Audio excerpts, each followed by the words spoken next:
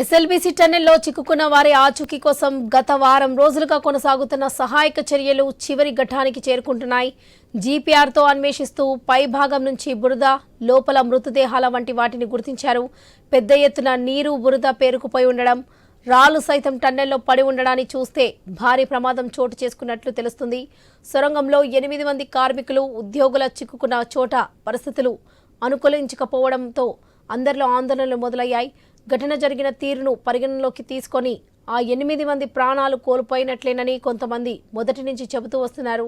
ఈ అంశాన్ని ధృవీకరించడానికి తగిన ఆధారాలు లభించకపోవడంతో రాష్ట్ర ప్రభుత్వం స్పష్టమైన ప్రకటన చేయలేని పరిస్థితులు నెలకొన్నాయి.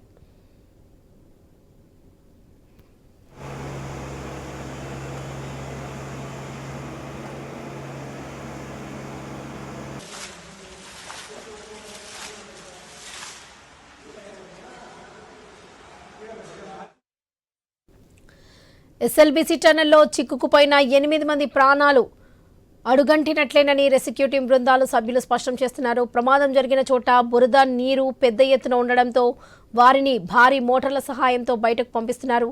మిషన్ భాగాలను కట్ చేస్తున్నారు. జీపీఆర్తో అన్వేషిస్తూ పైభాగం నుంచి బురద, లోపల మృతదేహాల వంటి వాటిని గుర్తించారు.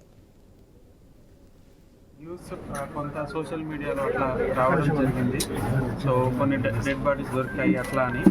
సో రెస్క్యూ ఆపరేషన్ ఇంకా కంటిన్యూ అవుతుంది. సో వాట్ ఎవర్ న్యూస్ అది వచ్చిందో అది ఫేక్ న్యూస్. సో ఆ న్యూస్ను నమ్మొద్దు.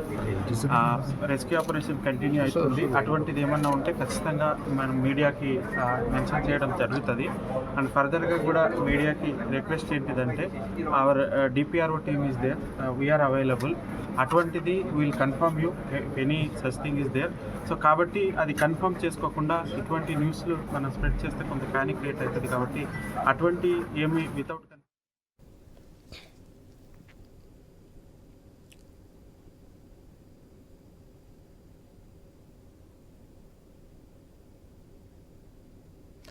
ఎస్ఎల్బీసీ టన్నెల్లో చిక్కుకున్న వారి ఆచూకీ కోసం గత వారం రోజులుగా కొనసాగుతున్న సహాయక చర్యలు చివరి ఘట్టానికి చేరుకుంటున్నాయి. జీపీఆర్తో అన్వేషిస్తూ పైభాగం నుంచి బురద, లోపల మృతదేహాల వంటి వాటిని గుర్తించారు. పెద్ద ఎత్తున నీరు, బురద పేరుకుపోయి ఉండడం, రాళ్లు సైతం టన్నెల్లో పడి ఉండడాన్ని చూస్తే భారీ ప్రమాదం చోటు చేసుకున్నట్లుగా తెలుస్తుంది.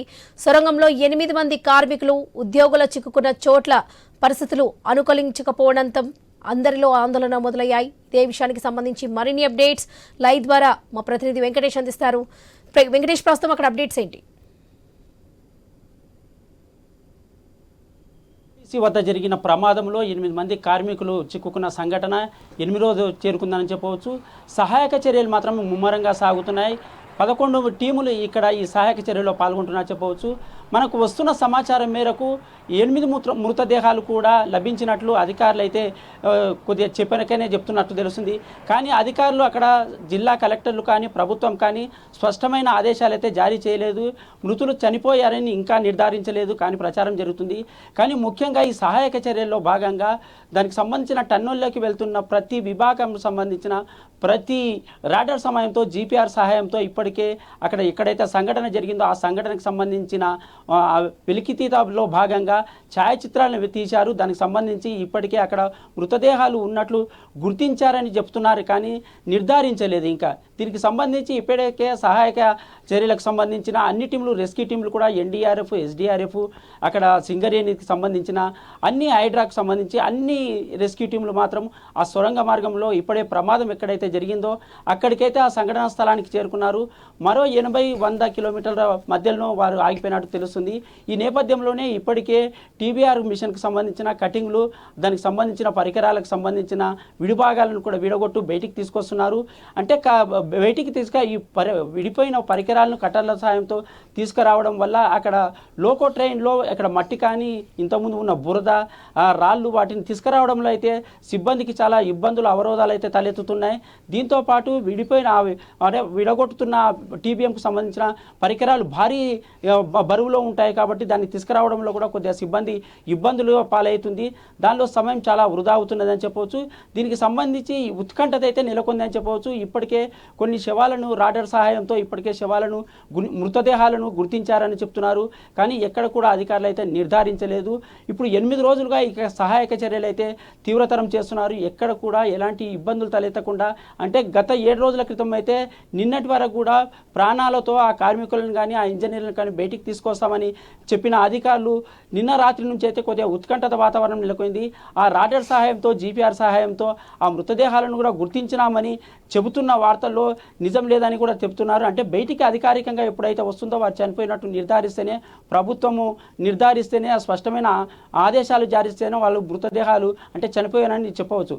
కానీ కేవలము వాళ్ళు ఆనవాళ్ళు లభించాయి, మా మృతదేహాలు ఆనవాళ్ళు లభించాయి. అక్కడ బురదలో కూరుకుపోయిన ఇప్పటికే ఆ బురద మట్టి కూడా 6 మీటర్ల ఎత్తులో ఉంది. ఆ మట్టిలోకి రాడార్ సహాయంతో జీపీఆర్ సహాయంతో అక్కడ మృతదేహాలు ఉన్నాయని చెప్తున్నారు. కానీ ఇప్పటి వరకు అయితే అధికారులు నిర్ణయించలేదు. అర్ధరాత్రి వరకు కూడా శవాలను తీసుకొస్తారు, అంటే మృతదేహాలను బయటికి వెలికి తీస్తున్నారని ఒక పక్క అధికారులు చెప్తున్నారు. కానీ అధికారులు మాత్రం ఇప్పటికే అంబులెన్స్లను ఇతర పోలీస్ సహాయాలను దాన్ని అయితే ఏర్పాటు చేశారు. సంఘటనా స్థలం వద్ద ఎక్కడ కూడా ఎలాంటి ఇబ్బందులు తలెత్తకుండా ఆ శవాలను వెలికి తీస్తే కార్యక్రమంలో అయితే నిమగ్నమయ్యారు. ఇప్పటి వరకు కూడా వారు శవాలను వెలికి తీసిన దాఖలాలు అయితే కనిపించలేవు. వాళ్ళ స్పష్టమైన ఆదేశాలు జారీ చేయలేదు. వాళ్ళు స్పష్టంగా మృతదేహాలను వెలికి తీసినామని కూడా చెప్పలేదు అధికారులు ఎక్కడ. కానీ అధికారుల ప్రయత్నం మాత్రం వాళ్ళు విరమించలేదు. దానికి సంబంధించి ఈ రోజు కూడా ఖచ్చితంగా ఈ రెస్క్యూ టీంలు అయితే అన్నీ పాల్గొంటున్నాయి. ఈ రెస్క్యూ టీంలకు సంబంధించి దానికి సంబంధించిన మృతదేహాలు వెలికి తీయడంలో వాళ్ళు నిర్విరామంగా కృషి చేస్తున్నారని చెప్పవచ్చు. ఈ రెస్క్యూ రాత్రి వరకు కూడా కొనసాగి ఏదైనా స్పష్టమైన ఆదేశాలు అంటే ఒక నిర్ధారణకు వస్తేనే మృతదేహాలు బయటపడ్డావా లేవని నిర్ధారించుకోవచ్చు. ఇప్పటికైతే మృతదేహాలు వెలికి తీసినామని ఏ ఒక్క అధికారి కూడా దానికి సంబంధించిన విజువల్ కానీ దానికి సంబంధించిన ఒక నోటిఫికేషన్ అంటే దానికి ఒక ప్రెస్ నోట్ కానీ విడుదల చేయాలని చెప్పవచ్చు. ఇప్పటి కూడా జిల్లా అధికారులు, జిల్లా కలెక్టరు, జిల్లా ఎస్పీ కూడా అక్కడ సంఘటన స్థలంలోనే ఉన్నారు. దానికి సంబంధించి అధికారులతో రెస్క్యూ టీంతో ప్రతి నిమిషం పైన ప్రతి అంశం పైన వారితో చర్చిస్తున్నారు. ఒకవేళ మృతదేహాలు దొరికితే వారిని ఎలా బయటికి తీసాలి, ఎక్కడ ఖననం చేయాలి, ఎక్కడ పోస్ట్ మార్టం చేయాలి, దానిపైన చర్చ సాగే అవకాశం అయితే స్పష్టంగా కనిపిస్తుంది. ఏది ఏమైనప్పటికీ 8 రోజులుగా కొనసాగుతున్న ఈ మృతదేహాలు అంటే ఈ ఆచూకీ కోసం అయితే వాళ్ళ కుటుంబ సభ్యులు కూడా తీవ్ర ఆవేదన వ్యక్తం చేస్తున్నారు, ఆందోళన ఉన్నారు.